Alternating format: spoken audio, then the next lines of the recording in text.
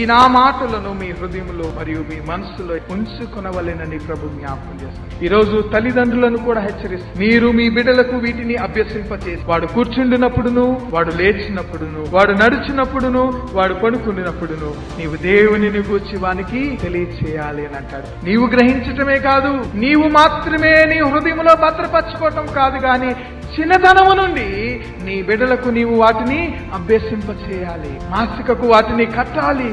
వారి హృదయంలో భద్రపరుచుకునే రీతిగా వారికి నీవు బోధించాలి. ఎంత గొప్ప ఎక్స్ప్లెనేషన్ అని అంటే, వాడు కూర్చున్నా, వాడు లేచినా, వాడు నడిచినా, వాడు పడుకున్నా, అంటే మానవుడు చేసే ప్రతి కార్యములో కూడా తల్లిదండ్రులకు జ్ఞాపకం చేస్తున్నాడు కదా, నీవు వారికి వీటిని గురించి అభ్యసింపచేయాలి, వారికి నీవు బోధించాలి.